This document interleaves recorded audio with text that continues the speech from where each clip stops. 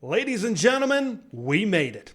The 2023 Big Ten football season kicks off on Thursday night in Minneapolis as Nebraska visits the Golden Gophers. Can Matt Rule storm into Dinkytown and get his very first win in his very first game as head coach of the Cornhuskers? From LA to Piscataway, all Big Ten all year long. This is Big Ten 10. I really like what Fox does with these Thursday night Big Ten versus Big Ten games to kick off the season. Really builds a lot of excitement, gets them in prime time, big national TV exposure before all the other games kind of get seen on Saturday. So I like what the Big Ten and their main television partner Fox does with these games. Ohio State has been in the spotlight a few years ago. Penn State and Purdue were in this. Now you got two Big Ten West teams, Nebraska and Minnesota, facing off in this spot to kick off the Big Ten football season. There's some unproven pieces on both sides, which makes this game really, really fun, but also really, really difficult to break down. But I'm going to try to do it anyway. Let's start first with Minnesota, because maybe out of both of these teams, they are a little bit more proven, even though, as I'll mention as this preview goes along, there are some pieces that we just don't know quite enough about that are going to be wearing maroon and gold. Let's start first with this Minnesota passing attack. I've said it in the lead up to this season. I believe Athan Kaliakmanis is going to be good this season because of what he has around him. Chris Autman-Bell is coming back for his 895th season, right? He was recruited and committed to PJ Fleck when he was the head coach at Western Michigan. Yes, that's how far back we're talking about things. But finally, Chris Autman-Bell in his final season of college football could be a top 5 to top 7 wide receiver in the Big Ten. You look at Brevin Spanford, who could maybe be the top tight end in the Big Ten as well. Daniel Jackson had a good year last year. Lemeki Brockington came on at the end of last year. They added some really good transfers in Elijah Spencer and Corey Crooms. Athan Kaliakmanis is going to have really good talent to throw to on the perimeter. And then you look at the other side of the ball in this football game. Nebraska was 12th last year defending the pass in the Big Ten Conference, and they got a lot of the same guys coming back. They lost Miles Farmer a couple of weeks here before kickoff, so that's a loss that came late, very late in this process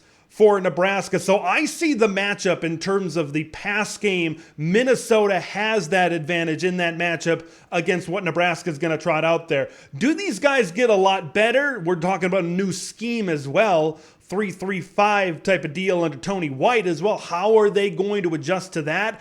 I just have a little bit more confidence in Minnesota. I see what Athan Kaliakmanis did down the stretch.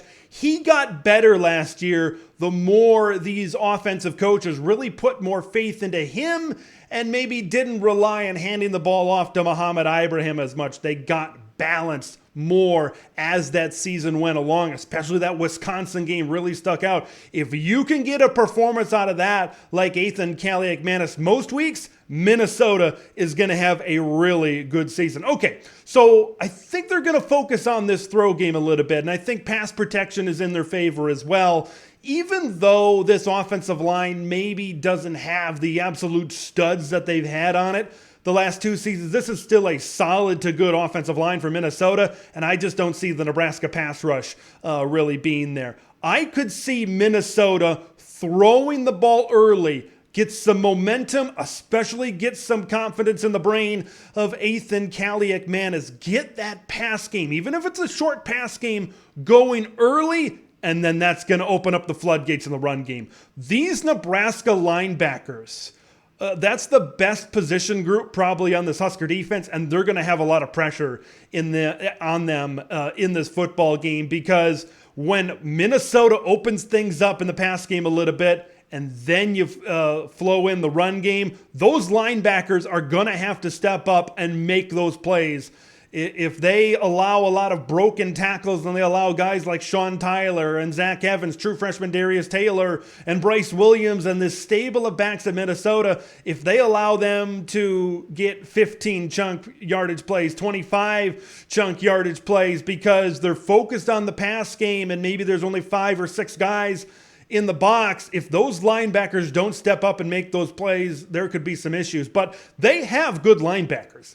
Nebraska has guys from Nick Henrich to Luke Reimer to MJ Sherman, Chief Borders. They have good players in this course. Just how much pressure is going to be on them to make the sure tackle every single time? How much are these run lanes exactly going to open up in Minnesota? It's going to be very intriguing when Minnesota has the football. I believe they have the talent advantage, offense versus the Husker defense. Let's talk about Nebraska for a minute. Let's talk about this Nebraska offense. All right, I talked about passing to maybe open up the run game for Minnesota. I think it's the opposite. Boy, it's been a long time since I've said this about Nebraska, but I think this is how I feel going into this matchup. Get physical, run the football, play old school Husker ball.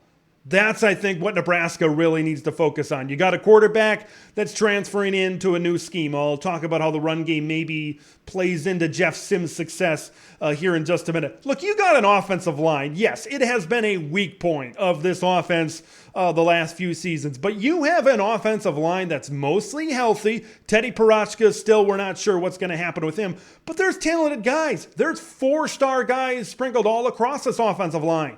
If they're healthy, you got to see what you got up front for Nebraska. You got to have these guys move the line, because when I look to the other side at Minnesota, I think they got some solid players on the defensive line. I don't think they have great players on the defensive line. I think Nebraska, if this offensive line develops like Donovan Raiola and Marcus Satterfield and Matt Rule think and want it to develop, this is a run-first type of offense. They've said how they want to increase the physicality on offense, attack this Minnesota defense, because I think it's the back end. You look at Tyler Nubin, you look at Justin Walley. I'm not sure if you want to attack those guys as much. So let's run the football. Gabe Irvin Jr. looks like a hoss at running back. He is going to be very difficult to bring down. We know Anthony Grant rushed for nearly 1,000 yards last season. Ramir Johnson is another guy that's kind of been mixed up with injuries as well, so we'll see what happens with him. How about getting Jeff Sims involved in the quarterback run game as well? Here's another name to watch. Josh Fleeks actually was originally recruited by Matt Rule at Baylor. He was kind of a running back, wide receiver type of hybrid guy, so it would not surprise me for Marcus Satterfield to include Josh Fleeks into maybe a motion in quarterback, wide receiver / running back read game, Jeff Sims and Josh Fleeks. That would not surprise me as well. But this is a Nebraska team. I think they want to be physical. I think this is a team that wants to attack Minnesota. They want to attack the Golden Gopher front seven, because here's one thing that really stood out to me on film. Jeff Sims can throw a pretty solid deep ball. I saw that on his tape at Georgia Tech. So you run the ball, you run the ball, you run the ball, and see if Jeff Sims can hit the big play over to the top to guys going down the field. Billy Kemp is one to keep an eye on as well. I think Billy Kemp will be matched up with Justin Walley, but if he's not, he could have a big game. Isaiah Garcia Castaneda is listed on top of one of the wide receiver positions on the depth chart as well. We're not quite sure what we're going to see out of Marcus Washington so far in this one. Even though they lose Xavier Betts, this is still a pretty deep wide receiving group for Nebraska, and let's see if they can get over the top. Tyler Nubin is going to have to be honest. He's probably the best safety in the Big Ten. Nebraska needs to find a way to avoid him, because he's a guy that can go up. He can take the football away. He's a guy that can make plays. He's a guy that can change the impact of a football game. He's the guy that Jeff Sims and Marcus Satterfield and everybody in this Nebraska pass game needs to keep an eye on. They need to make good reads. You can't force the football with Tyler Nubin back there at safety. It's about physicality. I really believe that up front for the University of Nebraska. It's been a long, long time since I've said that, but I firmly believe you want to establish an identity. You want people to know what Nebraska football is all about. No better time to establish that than right out the gate in week number 1. Now, how do I think this one is going to go down?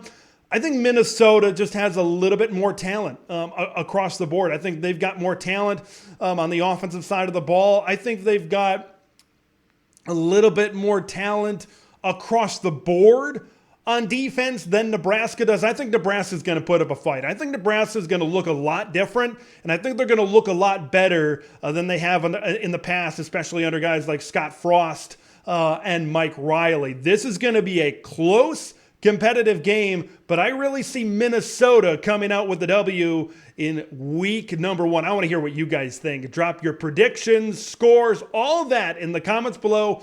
Big Ten football is finally here, folks. Thanks for watching Big Ten Ted, where it's all Big Ten all year long. Make sure to like the video to spread the word of Big Ten Ted to the masses, and subscribe to the channel for updates on Big Ten content that drops every day.